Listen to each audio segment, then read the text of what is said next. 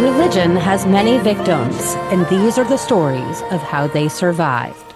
Welcome back to The Awakening. I'm your host, Heather, and I'm here with my co host. Tamara. And hey, everybody, how are you today? The Awakening is a space where survivors of religion get to tell the truth about their lived experiences without being corrected, converted, or silenced. Today, we're joined by a guest whose story reflects a journey many know intimately growing up Christian, navigating faith as a gay man, and ultimately choosing to step away from belief altogether. This conversation isn't about convincing anyone of anything. It's about honesty, autonomy, and what it means to reclaim yourself after faith no longer feels safe or truthful. And if you have ever felt like you had to choose between who you are and what you were taught to believe, this episode is meant for you. So, welcome in, David. It's so exciting to Welcome. have you here this morning. How are you I am doing today? so excited to be here. I just adore you all. I love what you're doing. Tamara has been such a big supporter of us, and so to be a guest on your all show is just a privilege. Thank you so much. And who would have ever thought 3 years ago when I did my first interview with you, David, that I would be getting to interview you today? I That is know that's so exciting. amazing. To watch you blossom and grow has just been incredible. You know, you had mentioned when you were a guest on my show, which I'm sure we'll talk about later, but you wanted to get back into writing, and you did, and you started sharing your Mhm. stuff, and then to look at you now, and to have been a part of that with you and your journey has just been incredible. So thank you for being my friend. You're welcome. And just so you know, I am working with an editor in starting in February, and I'm writing my book. It's amazing. I love that. Oh, cool. Congrats. And you know what the name of it is? What? Jezebel, the Sacred Rebellion. Oh, I I love love it. that. I I love love it. You can clip that out, Heather. You don't have to keep that, but I had to tell him. that. No, I'll Because keep it. oh, okay, because he's the first one that I ever told that I want Oh, to go back to writing. yeah. Yeah, Yeah. that's part of your journey. That should be part of the show. Oh, okay. So, David, before we dive into the show today, how are you feeling about diving into this conversation with us today? You know, I was talking with Jezebel the other day, and I'm just really looking forward to this. We'll get into more details with this later, but you know, one of my big traumas, my big T's, became very public, and so I had no choice but to be public, and it ended up being one of the blessings in disguise. And I'm in such a I don't want to put a negative spin on it, but so I'm going to use the word interesting. I'm in such an interesting place with where I stand spiritually, where I stand with religion, and I'm in a place where I'm wanting to explore all topics, all conversations with it from all walks of life. So I'm pumped. I'm excited to have this conversation. And David, what does a safe conversation mean to you when sharing something that's personal? When when I think as survivors, we get this almost like a sixth sense. We know when someone is safe. We know when an environment is safe. Yes. And you have been nothing but that to me, you know, for 3+ years now. And I can't express how much it means to someone to that when they want to see you and they want to hear you. I think there's a big difference in allowing someone to have the space and allowing them to talk. That can still be great. But when someone truly wants them to do that and they want to be part of that healing journey, makes all the difference. It totally does. It's being safe and reciprocation is so important when it comes to healing. You can tell your story to anybody, but not anybody is going to receive that story. They're not going to honor what it is that you've lived through. And a lot of times, some people can just be outright dismissive. Oh, Oh yeah. you left because your feelings were hurt or whatever. And they're not acknowledging that you have deep, complex trauma that you can't just pray away or wish it away. It doesn't work like that. You have to take the time and the energy to unpack all of that. Oh And yeah. it takes so much effort to heal. People say things when there is like quietness or silence, that it takes a lot for a person to be able to bring themselves just to sit with you Mhm. while you unpack. No Yeah. words are needed. No stories need to be told. No suggestions need to be made at that point. It is just between you and that person, and that intimacy, that you're sharing space and holding space for that person who is unpacking whatever it is at that moment they feel they need to unpack. Absolutely. Absolutely. I've learned, especially now that, I have a platform where I speak with all kinds of survivors.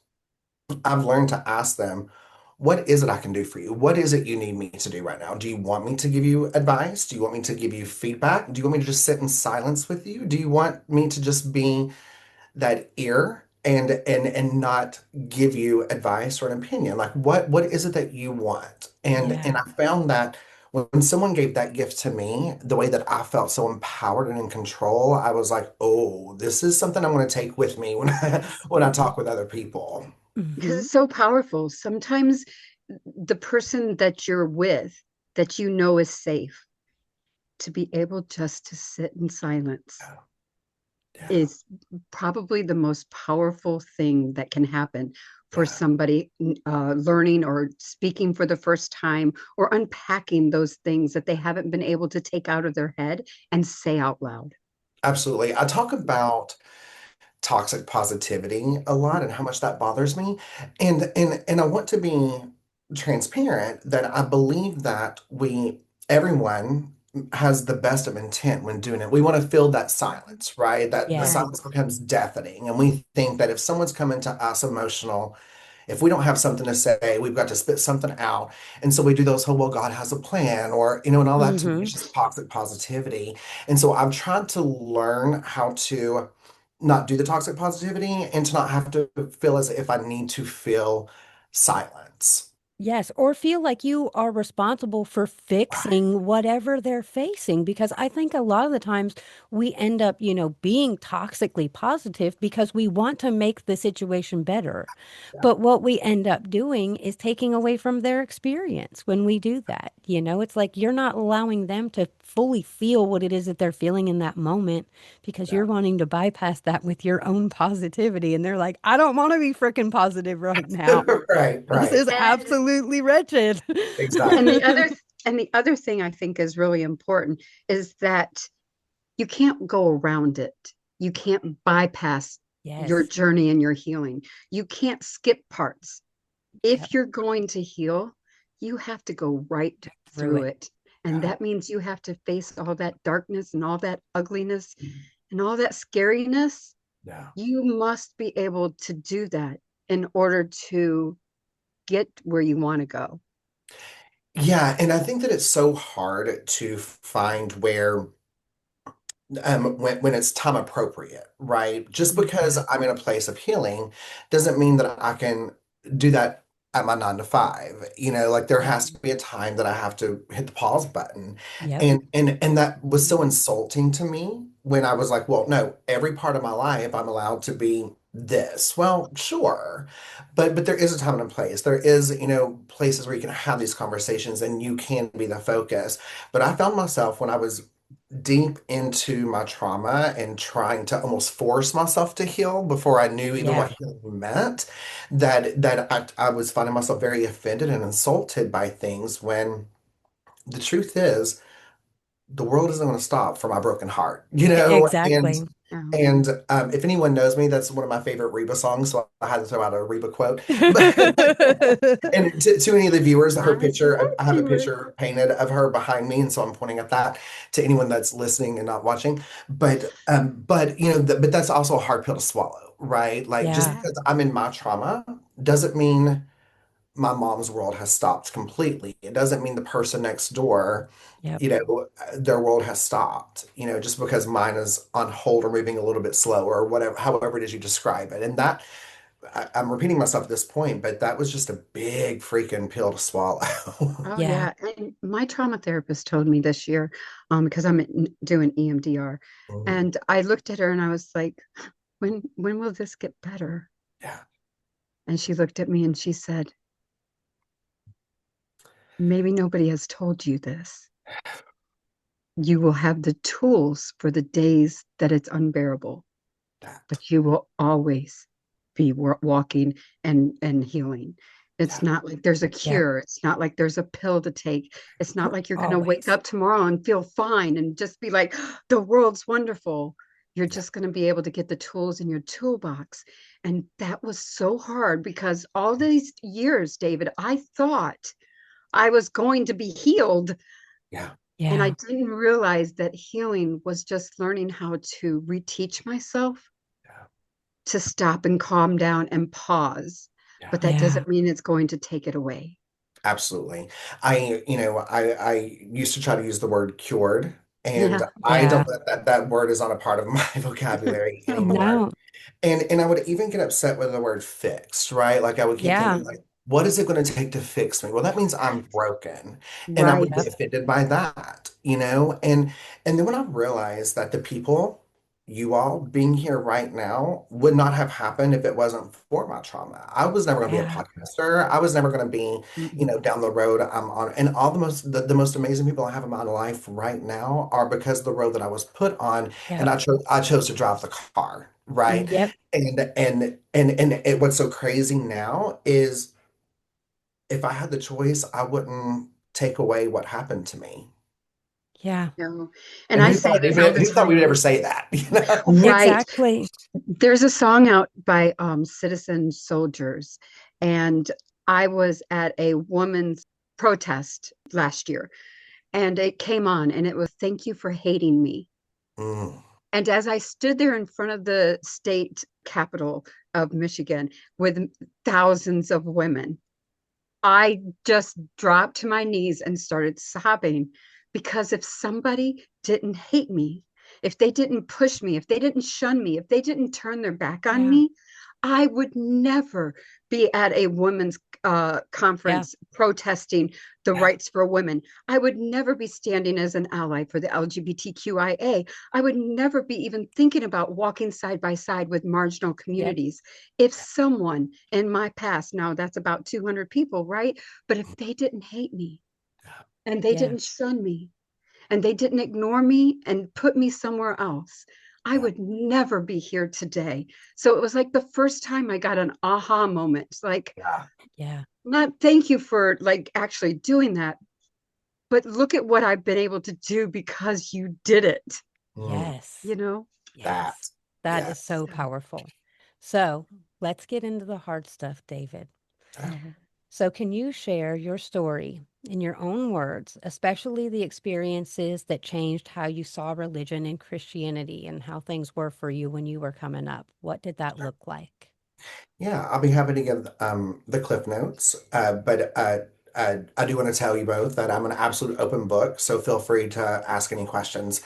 Because I will try to move along pretty quickly, and I'll give a trigger warning to some parts. But I live in the South. I live in Tennessee. It's a very red state. I am a very blue dot in a very red state. Hey, me too. I'm in But South well, Carolina. oh wow, we're close to each other. Yeah, we're neighbors. Cheers. But but luckily, I always say that I didn't know hate existed until 11 years ago. I have such a loving, supportive family that my parents set me down when I was 18 years old and was like, David, you're gay and we want to love all of you. So please don't hide parts of you away from us, and that was one of the best gifts they could give me. And they knew Wow. how religion really meant to me. And the reason I was trying to drown myself in religion is because I was told that I'm going to hell, Yep. that I was the one mistake God made,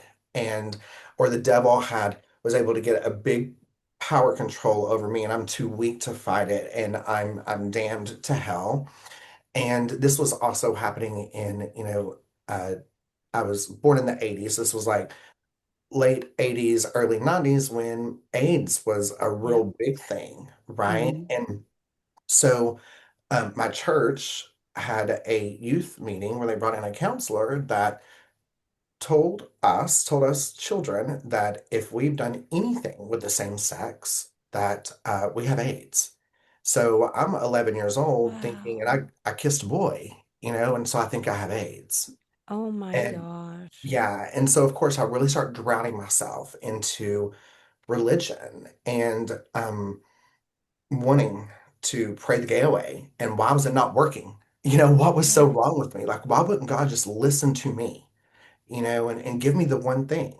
And I became mad. I became destructive at times. And I think my saving grace to that was the fact that my family was just so amazing and they never shoved religion down my throat. I was actually in church more than they were. I could walk to my church. My dad didn't go to church. So religion wasn't shoved on me by any means other than by me and the members of people inside the actual church once I was Yeah. there. Um, and then fast forward to, me coming out at 18 years old, didn't know hate existed. And then 11 years ago, I was a victim of a brutal, um, trigger warning, a brutal rape and hate crime. So there was an attempt to murder, confession to murder. I was found 18 hours later, had to learn how to walk again. And I became very mad at God.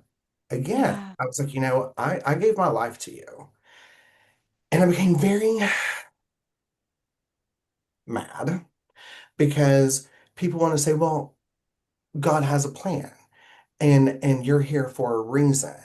And because of God, you survived. And I became so angry at that. How dare you? Shame on you for Yeah. giving him the credit when I gave my life to him. So why was he not at my door to Why stop wasn't he me? protecting me? Exactly. Like, why? I would be Yeah. asking so many questions. And how am I giving him the credit? How are we giving him the credit for me still being here and me being alive when I fought to be alive? And you're not going to give that credit to anybody else. I'm sorry, not happening. Mm, I was already strong when that happened to me. It made me stronger, but I wasn't some weak little duckling out here, and by the grace of God, took a breath and lived. I was already strong. And so I just felt yeah. like people were really that toxic positivity, right? Yes. They had the best of intent of telling me that, but I was offended. I was so mad. I Yeah. fought to be alive. I fought to stay alive. I had to learn how to walk again while facing my rapist and attempted murderer in court, breathing the same air, watching him look at my mother, telling my mother what I look like, taking my last breath. And you're Yeah. gonna give that credit to someone, to this being that couldn't take the one thing away from me that I wanted, was to not make me gay because I didn't want to go to hell. Shame on you. Yeah. Yeah. So I became very mad, and I learned that I started flipping back and forth on am I atheist, am I agnostic? Because I think there's a lot of de-grooming, deconstructing that has to happen. And so there was still shame just because I decided that I'm not giving prayers anymore. I don't believe in prayer. I'm not going to church. I'm not doing these things anymore. Didn't take everything away. It's not a light Yep. switch, Yep. right? So there was still Right. shame inside of me. And growing up, I was told that atheists were crucifying babies out in a field somewhere, that they were just the devil. When come to find out, and I'm not trying to make things political, but come to find out, I live more of a godly life and by Christian values as an atheist This comes than up on our show every week. I swear to God, it comes right. up every week because this is the same thing. Once the blinders are off your eyes, you realize that the atheists are more Christ-like than the people you used to share a church pew with Even the every people that day. hate me, I want them to have affordable housing. Even the Yes. people that hate me and try to pray the gay away, I want them to have medical insurance. I want them to make. I had to buy a stick of deodorant today. The stick of deodorant I had to buy was $9. Minimum wage is $7 and what, Yep. 25 cents? Yeah. So people have to work over an hour to buy a stick of fucking deodorant. Deodorant. Just deodorant. Like Yeah. when you put things into perspective like that, it's like, what the? So if I am this horrible person because I want you to have the right to your religion. I want you to have the right to hate me. I want Yeah. you to have the right to get on your own podcast, talk about how horrible I am. I won't love that, but I want you to have the right for it, and that's what I vote for. I want Right. you to be fed. Yep. I want your kids to be safe. I want your kids to stop being sexually assaulted. For the love Mhm. of Pete, Are yes. you Come kid like on it's now. Are you but kidding me? somehow I'm the weird Not bad from the guy. church Yeah, doors. yeah, we're the bad people because we're like, hey, hold pedophiles accountable. How about it? Could you be a doll? You know? Like, Right. And you know our Constitution, it's not exactly in the Constitution, but there is a really a strong saying. It's for religion and from religion. Yeah. I yep, will fight for your religion and for you to keep your religious rights. from and keep it I from me. and keep it, Yeah. and then you respect the fact that I want it to be from me and I don't want your religion pushed down my throat. Yep. That's it. Well, when people say, like, well, this is a Christian nation, no, it's not. This No, is a it's nation not. where you can be a Christian. You are free to be a Exactly. Christian and you are free to be a Buddhist and you're free to be a Muslim. But what you're not free to do is push your Buddhism onto somebody else, your Christianity onto somebody else, etc., etc. Your You know, religious beliefs are for you to hold, but they're not for me to hold them for you, honey. The Keep it to only yourself. the only group of people that want to push it down our throats are the Christians. yeah. Yes. Yes. That's I was going it. to tell you, I've never had a gay person knock on my door saying, "Can I tell Right. you, can I teach you how to be Yes. gay?" I've Yes. never had a drag queen knock on my door and say, "Let me teach you how, let me show you this way." I've never had any of that. I've never had a person who is not, I'm a white person. I've never had a person who is not white knock on my door and say, "Let me teach you how to be black." Yeah, or Never had teach you how to hate white people or hate your own whiteness. Like I've never had anybody show up at my door to say anything like that. But you know what? A couple weeks ago, I was out celebrating my anniversary with my husband, and we were walking through downtown Greenville, and somebody put a religious tract in my hand, Yep. and we were just out there, and I mean, it was like right before Christmas. We were enjoying the music, just the city vibe. You know how it is in the city, Yeah. just having a good night. And then out of nowhere, and I'm like. That little piece of paper literally fucking ruined my night. It made Yeah. me mad. It just made me Yeah. mad because I was like, the audacity. What gave you Right. the right to think that you could just have the right to push your beliefs onto me while I'm over here minding my own dang business, trying to have a good night? Yeah. Drinking and having fun. And now I have to be reminded that I'm going to hell. But you know Exactly. what? Like I say And this jo almost jokingly, but I mean it 100%. One of the things that really helped me with coming out of the closet and then being in this place that I am with whatever you want to call with where I am with religion is if hell is filled with people like me, it can't be that bad of a place. If I'm yes, going to hell Yeah. and you two are going to be there with me, we're going to be doing all right. We're going to have all the fun, yes. honey. You know We're what I going to have mean? all the fun. Like I just it's like when a few months ago when they were talking about the rapture, I was okay, a couple things are gonna happen. If there is a rapture, people like me are the one that's gonna go. Yes. Or if Yes. not, the people that I don't like and want to be around, maybe they're the ones that's gonna go. Either way, I celebrate that. Exactly. We'd Right. still be in Right. heaven. Right. Like it Right. doesn't matter. I used to say when somebody would say something to me, I'm like, if going to heaven means I have to be there with 150 people from that West Palm Beach Apostolic Church, I will gladly stand in front of the line of hell and say, please let me in. Yeah. Yes. Don't want to spend eternity with any of them. Mm-mm. Not at all. But a Well, heaven, and but a heaven full of drag queens, that sounds so Yeah. freaking appealing. Like, I come mean, on. Yes. there's this I'll have to send it to you all. There's this TikTok that I saw. It's so funny. It's this lady and you're able to tell who she voted for. And she was like, why are men dressed as women, drag queens, reading to children? Well, then a drag queen like stitches it and breaks it immediately. And he says, because kids can't read. Yes, yes, that was such a mic drop. I saw that and I was dying because I was like, well, you owned that. I mean, where's the Right. lie? We're reading to kids because kids can't read. We're teaching them. Like, Exactly. Exactly. So, David, when you look back, what moment or realization made you understand that faith was no longer a safe or an honest place for you?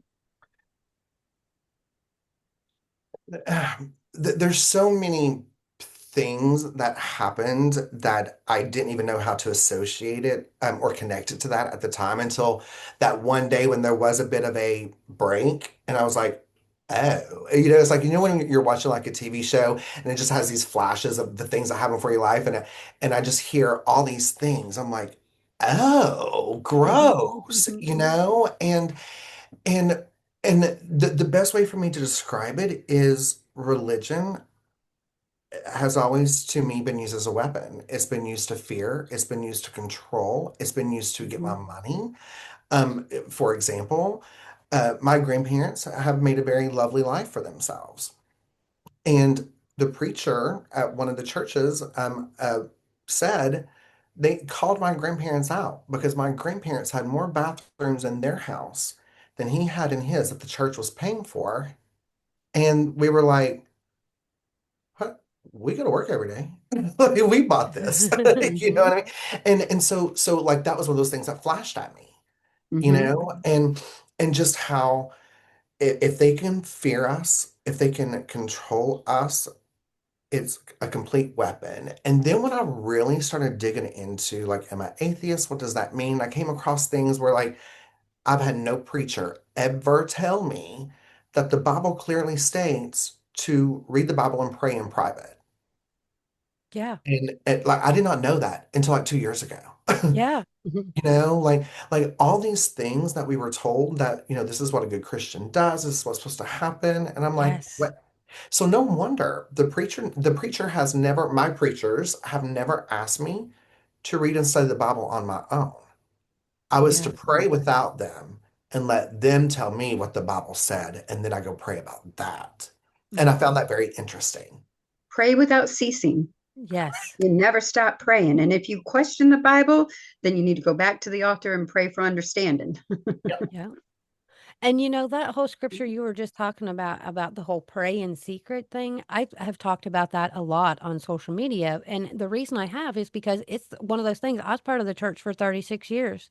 I never even knew that scripture was in the Bible and that we were told. And this was after going to multiple prayer services on the downtown square, like for a church, Mhm. right? We're going to go to the park or whatever. We're all going to go and pray. And then we end up finding out, oh, wait a second. The Bible tells us we're not supposed to pray in public at all.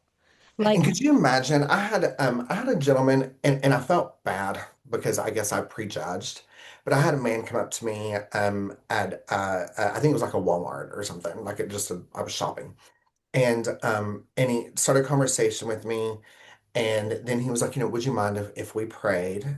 And immediately I was like, okay, because we hear of like people trying to use God into taking your money, right? So I was yeah, like, okay, he's gonna start trying to like, I need a plane ticket, I need a bus ticket, I need something, right?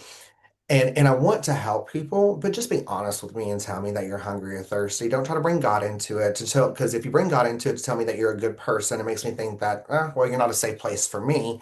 I don't help you. yeah. He truly did just want to pray with me. He never asked me for anything. But could you imagine if, knowing what I know now, if I would have said to him, I appreciate you asking, but the Bible clearly states that we should not be doing this, that this should be in the privacy of our own home, this should be Yeah. done, in private. Could you imagine the come undone? Because I'm willing to Oh, bet you yeah. he's never been told that verse. Oh, yeah. No, no. And when I bring that up to people, they'll get mad at me. Oh, Yeah. how dare you Mhm. tell me I can't pray wherever I want to? Oh yeah. Like, Oh And yeah. Heather, oh, I'm sorry. And Heather would probably knows this is that whenever we were taught to witness, we were given little gotcha scriptures. Like it wasn't the whole scripture. I realized that once I was became, deconstructing and was an atheist, that I was reading scriptures that I had never read the whole scripture to the period, from the beginning to the end of that scripture. And I was like, well, what did I tell everybody? What was I saying to everybody? And I realized that I was using little gotcha moments Yeah. to Well, pull them in. yeah. Well, it takes us back to that toxic positivity, that Yeah. biblical positivity, right? Because if I went to a preacher and asked any kind of question, if it was like a really deep thought out question, it was, well, we're not supposed to question the Bible. We're not supposed to Right. question God. He has a plan. He will tell you when you're ready. It's not for me to tell you, David. I can't tell you what God told yeah. me because that's my journey. You need to wait for yours. You need to pray for yours. So now I'm back to praying. And that's his biblical positivity of I don't know what the hell you're asking me. I have no answers. may God be with you, leave mom. That's it. Right, right, right, right. But I believe those things. And so right back to the altar of my life. 100%. Like totally 100% with all our hearts. And Yeah. it wasn't a question. When people are like, "Oh, you weren't a real Christian." I'm like, "You should have been there Yeah, Yeah. exactly. I was for beating if those it's doors 30." down. Yeah. I was there every time those doors were open. And even when the church wasn't even open, I was there. Okay. I promise you, I spent way too much time at that church house.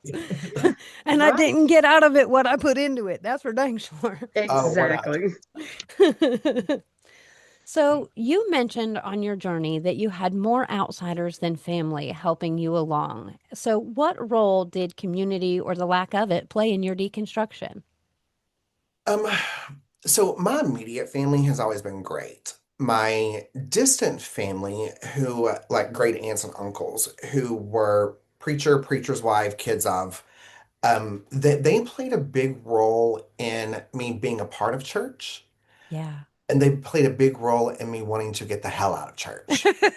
It's kind of funny how that works, Yeah, doesn't it? yeah, yeah. My parents had me at 14 years old. They were kids having kids, so we were kind of just passed around a Yeah. little bit, while my parents were trying to figure out how to be parents. That's a whole other podcast.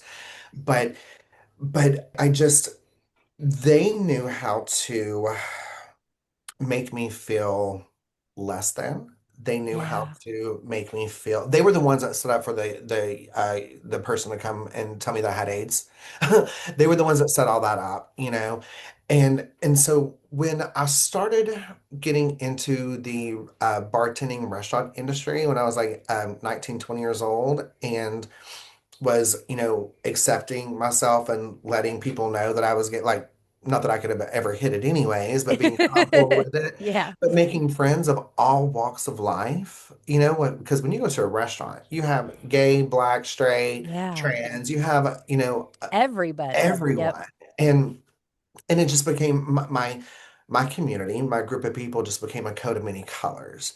And I always say, I don't want to hang out with 100 Davids. How else am Yeah. I going to learn and grow? I want to hang out with people that have all kinds of different religions, that has all Yes. kinds of, as long Mhm. as we're all good people, as long as we take no as a complete sentence, as long as we um, Yes. give consent and accept consent, as long as we're not hurting children and taking people's rights away, I'm cool with you. Like we're good, Yes. Yes. Right. And so when I started building a community of people of all walks of life that were just giving me pieces that I could take along with me to build Yeah. my own sanctuary, my own place, my own beliefs was the best gift that I could ever have. And it's weird because it's kind of like one of those things where, we're talking about how when deconstructing all these flashes were happening, I was like, oh my God, oh my God, oh my Yes. God.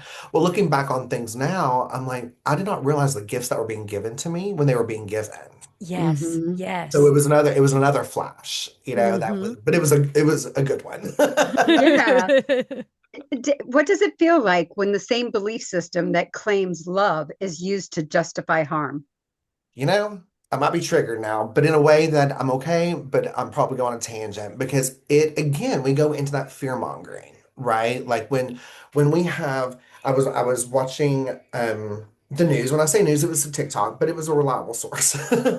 But they were talking about how there are, and I hope that I say this correctly. I haven't educated myself on it completely. This was just this morning, I think, when I was seeing it, but they're working on a bill or something to bring back conversion therapy. Hmm. Yes. Well, Yes. I have nephews and a little niece, and as of now, all we know that they're straight, but a couple of them have gay friends, and they're young kids, and they've come to Uncle David, who's the older gay man, and they're like, Yeah. my friend is terrified, and I don't know what to say to them to give them comfort. Like, what do you know about this? And again, it's we're disguising something horrific, but we think that if we put a religious title to it, it automatically makes it pretty. Yeah. Hmm. And I'm sorry, when someone says, "Can I pray for you now?" I'm No. like, I really don't want you to. And I honestly, the conversation's over at that point, Yeah. and I hate it because we have people like my grandmother who doesn't judge. She goes to church. She's never asked me to go to church. She's never tried to guilt me into anything. She loves and supports me 100%. Like, she is truly, like, we don't do over the meal prayers. We Yeah. don't, she has her relationship with God. That's hers. Mhm. Like the Bible says, and I don't know it completely, so forgive, but the Bible says something about, like, I don't know. I guess it makes people think that it's their responsibility to get me into heaven.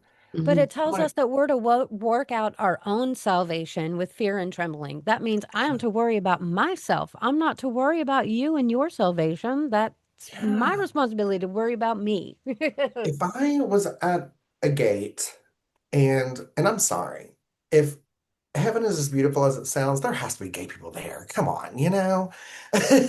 I'm just kidding. But if I'm With there, all that interior decoration, they're on point. right? But if I'm there and this God or one of his servants or whatever says to me, you were really good, but you didn't bring 150 people with you. You didn't meet your quota. Yeah, Um, exactly. so sorry, you've got to burn. I'm tired of the ultimatums. I'm tired of this.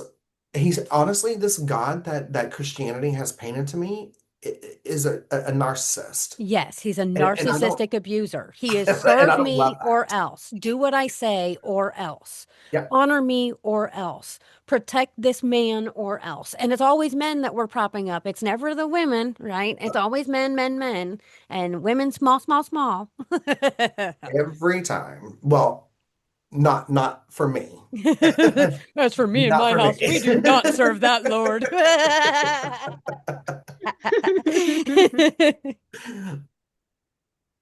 So, what do people get wrong about what the Bible does or does not say about homosexuality? It's all wrong. It's all wrong. And when I try to bring this to their attention, um, they don't want to hear it. No. And I'm like, okay, there is historical records that King James is Mm-hmm. gay. He was gay. And before his version of the Bible was written, the word homosexual wasn't even added into the Bible until 1946. Yeah. And that was only added into the Bible to promote a certain agenda. Because Mhm. before that, it meant do not lay with men as you do young boys. And it was referring dominance. Because back in the day, that was the culture. If somebody new came into your town and you thought of them as a threat, you dominated them by raping them. Yeah. And that's why that was part of the culture. It was wrong to be dominated if you were a male in any way. This is why it said that women were only allowed to be in missionary position. They were not allowed to be on top because them being on top was seen as them dominating the man. And The that man of was power. wrong for the culture. So Yeah. this is what we're really talking about is Mhm. men being insecure even all the way back then that they saw this particular sect act as being dominated, which when it was happening back then, it was rape, it was assault, and it Yeah. was wrong. And that's exactly what it's referring to. But the Yeah. church won't say it's rape or assault because No, if they did that, then they'd have to start holding pedophiles accountable. Because that's what Exactly. we're really talking about that. is abuse, forced intercourse. But they Yeah. don't want to talk about that. They Oh want no. to point the finger at everybody else. And Mhm. that really pisses me off. I could go on a tangent too. Let's Because do we it. I'm know here the all day. Me statistics. as well. We know Yeah. the statistics. It is white men that are committing 90% of sex crimes. And, 90%. and, and people ask me all the time, like, David, you lead as being a white man. You have a good job. You have a stable life. Like, honestly, I would benefit from a lot of today's administration's policies, Yeah. but I won't vote for myself. I won't Yeah. just vote for me. You know what I mean? Right, Hmm. And right. so when people come to me and they're like, but you're a white man, that's why I have to be the loudest. Yes. Because when you Hmm. look at it, the people that are usually the loudest and actually get shit done are the black women. And Yes. here's Hmm. why. No one's free until we're all free, and black women know that until I have all my rights until this white person has all their rights, and then they get none until then. And they Exactly. fight and they fight. And then below them you have women, and then you have like the minorities. And because I do lead with as an established white man, I'm not going to shut up. I'm not Yep. going to wait for it to affect me to be loud. I was this loud Mhm. about rape before I was raped 11 years ago. Yep. Mhm. Yep. And how do you respond to Christians when they say, hate the sin, but love the sinner? Nothing. That is just, I it's couldn't ignorant. even say it in my right voice. I'm I know. sorry. I know. It's like, how do you take this seriously? Because Yeah. when you say that, when you tell me that, okay, well, David, yeah, you're gay. But we love you. We just hate the sin. So you're telling me that my lifestyle is a sin, which means you're telling me that you think that I've made this choice. I'll tell you what. I had made a choice. I made a choice to be who I am. I made a choice to share who I am with the world. I made a choice Yes. to not hide in the shadows and to not Yeah. marry a woman and have children with a woman and not love her properly and end up walking out, having an affair, cheating, hurting, and betraying a person. That is Yes. a choice, and I made that choice. And shame on you for trying to negate that in any way, Mhm. because I'm willing to bet you are more miserable than I ever have been, and you're living more of a sinful lying life than I ever have. Yeah. And I won't Yeah. tolerate it. Exactly. And Take it's that like, power back. yeah, Yeah. exactly. And, let's go back just a second to what you were saying about being privileged white people, real quick. I want to go back and touch on that because that was something that I never was aware of when I was in religious spaces. I was not aware of my privilege. I was not aware of my lot in life. Like, I thought I had it rough. Oh my God, I was so stupid. I laugh when I think about it now, but it is so important because that we use our voices, that we continue to tell our stories, we continue to elevate the harm. Because what you said is true. Black women have been doing this for decades. They've been out there. But for them to use their voice, they're putting their life on the line every single time. They make a little video on the internet, they put something on YouTube threads. It doesn't matter where they post it. They are putting themselves in danger every single time for us, for the collective, for everyone. And that's one thing that Christianity lied to us about because they told us everything that we were doing was for everyone, but it wasn't. It was just for the white Christian one, Yeah. the one who obeyed all the rules, that fit in the box, that did and said all the right things. And we were never the good ones. We were never the good ones, but we were convinced that we were. Yeah. And it's another one of those things that once you see it and you sit with the weight and the reality of what it is that we unknowingly participated in and what Right. we propped up, for me, it's almost like I have an obligation now to use my voice to dismantle every bit of this because of so much harm that it's not only caused me, but to all of us that are sitting right here today, to the people that listen to this show, that the people that will continue to come on to this show. There are so many of us, and they're still hurting people. So these conversations are just so good because we get to, shine light on so much. Yeah. Hmm. I want And to it's so be, important. yeah, I want to be a Jasmine Crockett. Yes. You know what I mean? And I Heck want to say, yeah. right. And I want to say something to you, and it might have been like a better word. You might have not have meant it this way, and so feel free to correct me. But you had said, that you didn't, that you thought you had it so bad that you didn't realize your privilege. What I would like to piggyback off that and say, so many things can be true at the same time. Yeah. Just because I have privilege does not mean that anything that I have any pain that I go through is less than. Two things can be true at the same time, And Yes. so once I realized that, it took a lot of the shame and the guilt away.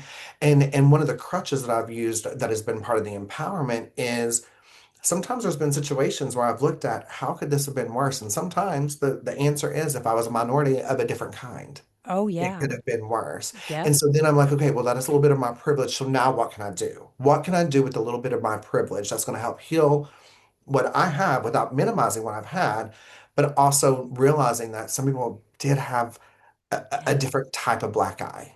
you Yep. know? And Mhm. so I hope that I worded that correctly because I would never want to minimize anyone's or act like white privilege or anything like that doesn't exist because we all know if you know anything about me, I truly believe it does. Yes.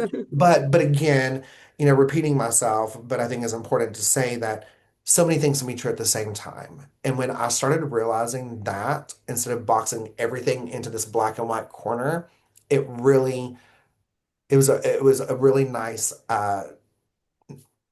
healing part of my journey. Yeah. So you identify as an atheist now, correct? Today I So do. Who knows tomorrow? listen, listen. No, I get That's what's good about being an atheist. it. So, for our listeners, how do you define morality now without religion being attached to it? I feel that I'm very clear on my morals and my values and what I will not tolerate or stand for. When I look at, when people say I'm very open about my beliefs with today's administration on my social medias.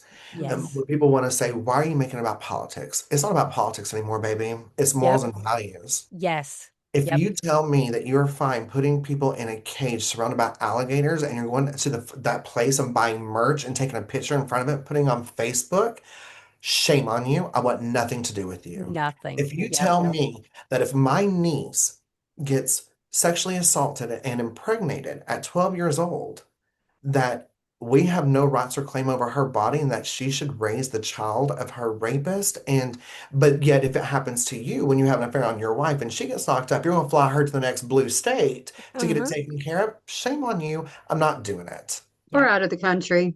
Yep. Right. And I just I don't know if that answers your questions. I feel like I've always been a good person, and I think that that's why I did struggle a lot when religion was involved with me because so much of it just didn't feel like good people. Yes. Yes. And I think it's crazy because once you're in it, you think they're the goodest, best people in the world, right? But once you're outside of it, it's like, oh my God, they were really toxic. Like that person would literally tell everybody's business in the church. Oh, those are prayer Person lines. had a Prayer freaking lines. pill addiction, but then they're sitting there talking about how, drinking is bad. And it's like you can see all of the hypocrisy. Yeah. That's a Monday night prayer line, when all the women call and they put Yes. you on the list and then they start praying for sister Yes. so and so and brother so and sister so and so, but they That's My haven't funny. forgotten mother, what they're praying about. I my forgot about the prayer lines. That is oh, hilarious, but my you're mother-in-law, she would, as soon as she would get information, she would be on that phone calling me immediately. Oh, I need you to pray for Sister Sister so-and-so's so and so. son because he just got caught shacking up with some other woman. And I'm like, what the hell? yeah. Like, That is exactly what I say whenever I think about it. When they're like, "Oh, we're putting you on the prayer list," I was like, "No, no. don't put me on that list. You guys are No. going to be talking about me." Uh-huh. And I know the people that are on that prayer list Yeah. and the ones praying about it, like I don't know. My stomach turns. Yeah. Yes. And it breaks my heart because here, actually, I'm not going to say that yet because I feel like it might end up being one of your questions. If not, it might be a good closing statement. So I'll put a pin in that. Good. David, I love you. I'm having so much fun. I love you I'm all. so glad that you know how to put a pin in it because if I put a pin in it, I would I'm be gonna looking for the forget. pin. I'm Oh, gonna well, forget. yeah, yeah. I'm not going to forget this one though. That's good. What do you wish someone had have told you when you were being spiritually attacked? Like, if you understand what I'm saying, when people, when Christians, they're going to pray for you and they're going to want you to pray. And what did that look like being a gay man? That they looked at that as your spirituality was being attacked, that you Yeah, needed to do because something to get out of it. well, it was kind of like what you were just talking about, right? Like, or Mm-hmm. what we were just talking about, like when it comes to the prayer line. I could go to them and say, you know what, like I'm not happy with my job. I want to quit. I'm afraid about getting fired, but obviously I need an income. I don't have any backup plans. I've got to stay here and I'm miserable. And I would like for y'all to pray for that. In my head, whether it happens or not, in my head it goes to, well, maybe this wouldn't happen if you were not gay. So everything Yes. would go back to me being gay, right? Yes. Everything goes back to, you know, your the general you affair. It goes back to whatever your sin is that they affirm, Yes. right? And so, if I prayed a little bit harder and they would even tell me, well, the sin is not that you're gay. The sin is the fact that you're living a gay life, that you're Yes. Yeah, you're acting on it. I heard that all the time. It's okay to yeah, be gay, just don't act on it. So right. So be I was supposed to be lonely and alive. miserable for my whole life? Like, Right. You want me to live in a hell to get to this place that may or may not exist called heaven that doesn't honestly sound that great because y'all are wackos. You're right. So like I'm probably gonna be gay for a little bit while I can. And so whether they told me that or not, that's immediately where I went to with, Mhm. when they're all gathered around, when they're talking about me, it goes back to, well, if he wasn't gay, this wouldn't yes. have happened. And he's choosing to live the gay life. So therefore he's choosing this path. He's choosing and giving Yes. permission to the devil. Yeah. But that's Yes. free Yes. will. And Right. there are so many things like, if you get sick or whatever, the church would ask you if you had any hidden sin in your life because that could cause this sickness, right? It's that same thinking, like you somehow caused this bad thing to happen, this sickness to happen, your tire to go flat, whatever, because you were out of the will of God somehow.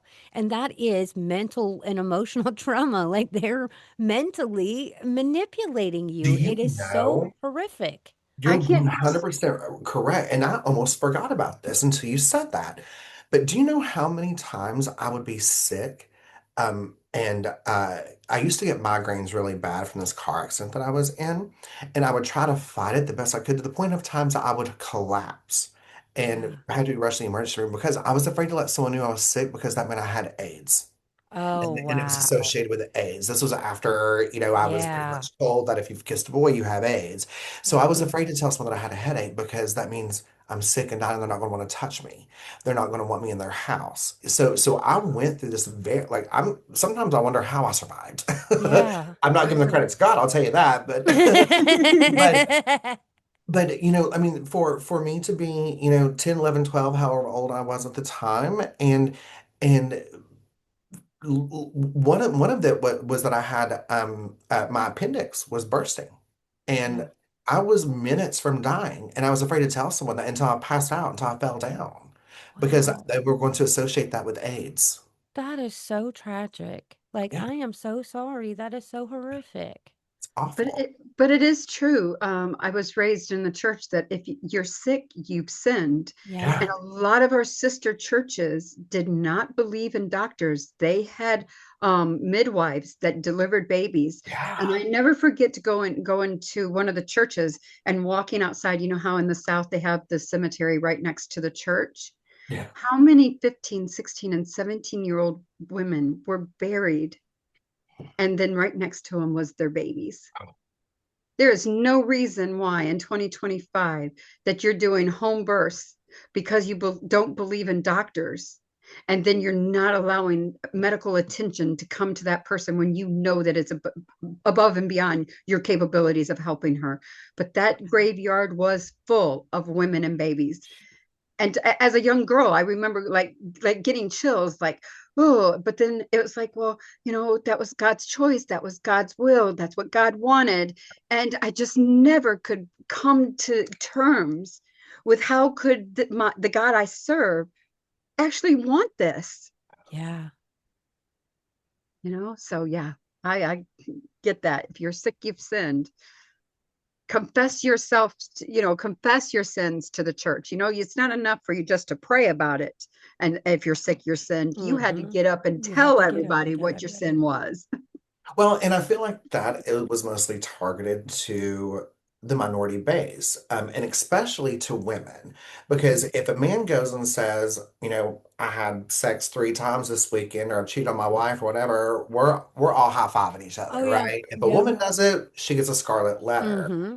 we've talked about some of we've had people on my show with the TTI where they had to confess their sins to the church, and Hmm. their assigned seating in the pews will be based on the level of sin that they had, were they back at Yes. the back and frowned upon? I stand by the fact that the reason Roe v. Wade was overturned, and the reason before it ever even existed, was because if a woman was pregnant, it showed that she was having sex. And then we got Yes. to see if she was married or not. And so if you're walking around pregnant and not married, then you get a scarlet letter and we shame you and we Yep. shun you. The men we high five. Yeah. Hmm. So again, it's all about that shaming and shunning and keeping, especially like in this case, a woman in a box where she gets to be um, in the kitchen barefoot and pregnant. Yes, that's Yeah. it. That's exactly. My husband used to tease me when I was younger and just literally would say that to me. Like, I just want you barefoot and pregnant in the kitchen.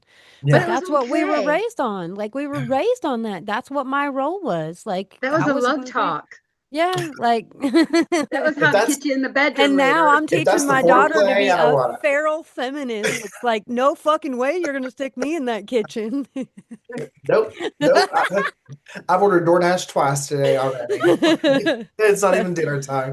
That's what do you bring to the table? Honey, I didn't know I was a waitress. So, Sonic Dave, today. what parts of yourself did you reclaim once you let religion go? I was so this has happened to me a couple of times, right? In certain things in my life. I used to say things were stolen from me. I used to say that because of religion, or because of church, I didn't laugh fully. I didn't know how Mhm. to enjoy things fully, and I went through a phase where that was stolen from me, right? My laughter Mhm. was stolen. Then when my attempted murder happened, I remember the first time I laughed, and I remembered how I missed that sound. And I would say this was stolen from me. Then after some healing through the attempted murder, and before that some deconstructing with the religion, I stopped using the word stole because it wasn't stolen from me. It was just put on hold. Oh, And I found it again. So that was something, like just those little things, like everything was that everything was so permanent, right? Like it was stolen from me, which means I'm never going to get it back. I might be able to go buy a brand new, but I'm not yeah. going to be able to get this back. And but I love the one I already had. I love the way I laughed. Mhm. And I remember hearing when I heard it again for the first time, and it reminded me to use the word put on hold, Mhm. and so just little things like that has been. I learned to enjoy the ride because of that. Like daily, I Yeah. have a goal of what am I going to rediscover today? What am I going to be reminded Yep. of that maybe I thought I'd lost, but I still Mhm. have. When I learned to make it kind of a game, I Yes. learned to enjoy the ride, and I love that. It helps get me out of bed every day. Yeah, it's so true because I do a word every year to work on, right? So Yeah, I just finished the expectations, and I never get rid of the words that I work on. sure. But this year, the word is reclamation. Mm. like like in August, I actually just went down, to Florida. I feel like I really went down there and I brought Tamara back home with me, right? So I have Jezebel, that's my logical thinking mind, and I have Tamara, that's my faith and signs and wonders side of me, right? And for somehow, in order to integrate both of those together and appreciate both those parts of me to be one, it is a part of reclamation. It's like reclaiming Yeah. those things, not that were stolen from me, but that I just left because I just dropped it and ran, right? Yep. So I'm like everything I do. And when you were saying that, I was like almost tearing up because it's like that's reclamation. We're Yeah, reclaiming those things, not that they're gone.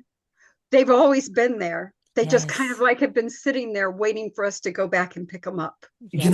I just learned how, we've all heard, like, your body knows, your muscle Yes. memories know, Yes. and so when you say, oh my gosh, I'm so stupid, even if you say it playfully, no, your body's going to hear that that you're stupid, Right. Yeah. right? And when I learned to change words, one of my favorites is, I was with a guy for 7 years. He's the most amazing. We've been apart about a year and a half now. He's number one. He's the most amazing person in the world. We just naturally just fell out of love, which total sidebar sucks because that means I can't be mad at you. And if I could just be mad for just a minute, that would really help. But I found myself getting pissed off, right? Because people would say, well, that just means there's something better out there for you. And I would get so pissed off because there's nothing better than Cody. Cody's Yeah. amazing. And I feel like Cody would say the same thing about me. And then I realized that it's not better than it's different. So when Yes. someone would say you're going to find someone better than Cody, again, that's the toxic positivity, but I find it insulting to Cody. And I immediately go to that defense. I'm like, there's no better. I'm just Yeah. trying to find something different because I'm in a different place now. And I'm just needing Yes. something different, and so is he. That And is my so body hears beautiful. that word, and so when I change just a few of those words to reclaim, it truly does change my mindset. It changes my breathing. It changes the whole environment. Yeah. It So, does. It's always your perspective Yeah, yes. of your situation at that moment in that time. yeah, yeah. So, if someone listening is still trapped in religious fear because of their sexuality, what would you want them to hear? I would want to give them permission to do their homework, to call and ask questions, to find reliable sources. They're there. You've just not been told that they're there because that's the no-no, right? Call me. My DMs are open. We'll talk. Me too. Me Yeah, too. yeah. Find a community. Find that safe, exactly. Find that safe place and say, you know what? I have a question. Let's talk about it. Let's research it. So I know that it was very important for me to give myself permission, but when other people that I really admired and respected said, go find you and find where God plays a role in your life, if you even want him to be there or believe that he's real, Yes. you go find that. And when I gave myself that permission, as well as the people that I love and respect to give me that permission, is when I grew my wings. Yes. So if I Yes. had anything to say, it would be that you might not know me, and that's okay, but I give you permission. What does living authentically look like for you today? This. I get to have these raw, bare, naked truth conversations. I'm not worried about someone shaming me. They can judge. They cannot Yeah. like what I have to say, but I stand by what I say. And I'm open-minded to my mind being changed. But I've picked a safe place to share and be open Yeah. and vulnerable. And maybe there would be somebody in the comments that may believe differently. If you come at me in an ugly way, I'm not going to hear you. But if you say, hey, what, I feel like maybe you're struggling with, are you agnostic? Are you atheist? Where do you stand? Let's have a conversation. I'm open. I want that. I'm open to that. So Yes. that's what that means to me. My answers are so long and I'm so sorry. No, you're I'm very No, good. passionate We about all we this. we love long listen, answers. you don't even apologize. I mean, I was on your podcast. Come on, Dave. Right, right. You're fine. So we're starting to wind down here. Is there anything else that you would like to share with our listeners that you haven't shared yet today? Yes, and this is what I was saying, to put a pin in, and it kind of piggybacks off of my last question, or my last answer is the whole permission thing. I when I decided that what can I truly pick out of my life that is black and white? What has no dimensions? What is just packed in this one box and secure and happy and nothing, Yeah. nothing. And so when I realized that and I started giving myself permission and even giving myself permission to not believe in God with the possibility that I might die today and I could be standing at heaven ringing the doorbell and they've got the doorbell they got the ring cam and they're like, you came in here, bitch. Then fine. But when I realized that if there is a heaven and a God and he can look at me in my journey and not want me to be there, then I don't want to be where I'm not wanted, Yes. you That's so know? And beautiful. yeah, and it just really started changing things for me, you know? And sometimes, which is the bigger pin, is sometimes I do feel like I want someone to change my mind, that I want to have a conversation where I'm like, you know what? Okay, I do believe. But I will say that as soon as I think that, I turn on the news and I see what another Christian has done, Yeah. another preacher pleading guilty, another, and I'm like, I don't want to be associated with that. And so I that's the battle that I'm in, which is one of the reasons why I wanted to have this conversation. I know that you all speak to a lot of people that have went through a hell of a lot more than I have when it comes to, and I don't compare traumas, I don't compare, Yeah. No. but we know people that has went through some cult stuff, and Yes. my core base was loving and accepting, and a lot of people's core base is where the trauma is. So Yes. I do acknowledge that, and that's why I'm fighting so hard, is because if I'm feeling the way that I felt with there being so much love and acceptance in my life from people that were not religious, but then when you think of people like you all, where it was your home base, um, Yes. and I know how shitty I feel, I can't wrap my mind around the deconstruction that you all had to go Yeah. through. And again, we don't compare traumas around here, right? That's No. not what this is No. about. Mhm.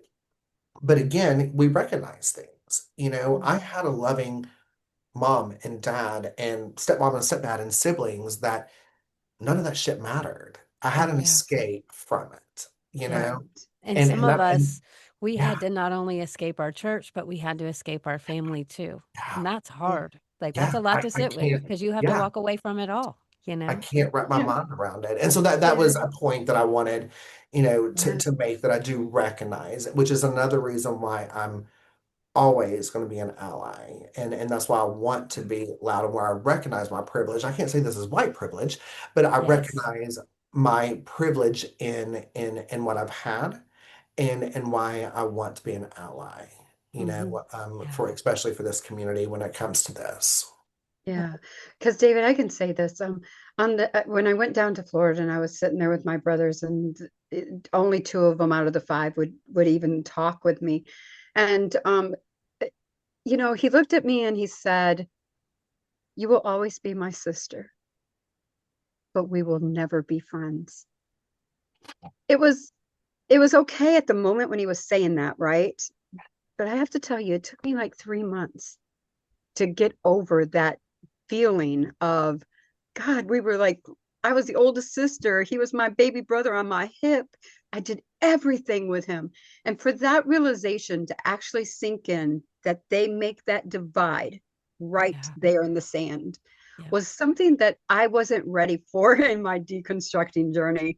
I didn't know what to do about it, right? But then I come to a point that I said, the statement I've been saying like for the last month, I did not fall from grace. I rose to reason. Grace is Ooh. my foundation. Grace is what I'm built on. Grace is what I give other people. That is not a Yes. Christian word. That is a secular word. And I took it back because if I build my foundation on grace, David, then if I rise to reason and I meet that reason and I have an aha moment, then I can rise to another level of reason. But if my ceiling is grace, where do I go after that? There is no growth. Very good point. Yeah. So I put Ooh. my foundation on grace to other people, to myself, to Yeah. humanity, to mankind. And then I rise to reason. I love that. That And is, that comment that your brother made to you, that's another way of saying hate the sin, love the sinner. Oh, yes, exactly. You, You you know? know, and yeah, well, and we already know how I feel about that, because Yes. we've right. already discussed it. So Yeah. Exactly. Well, And it's what hey, you sad that said, they feel that way, right? But you get to the point that it is what it is. yeah. They haven't been in my life for 30 years. They're not going to be in my life for the next 30 years. And now I get to choose the people I love to be surrounded by. And that is The Awakening. The Awakening is a beautiful space where we get to choose what we believe about life, faith, spirituality, and how it is that we want to move about the world. If you guys have enjoyed this episode, we are so thankful that you have been here with us again today. Please hit that subscribe button so you never miss an episode. And if you want to be a guest on the show, please shoot us an email at theawakeningpod@gmail.com. David, thank you so much for being here with us today. We appreciate you so much. I'll tell you what, this My was heart. the best. Today's Sunday. It's my last day before I go back to work tomorrow after a vacation. What a lovely way to end it. So thank you all so much. Thank you. And David, you know you mean the world to me. I love you from the first time I met you, and my love just grows every day. Much Same. appreciation, respect, and Yes. everything that goes along with that. Thank you for being authentic with us today. We Thank love you. you.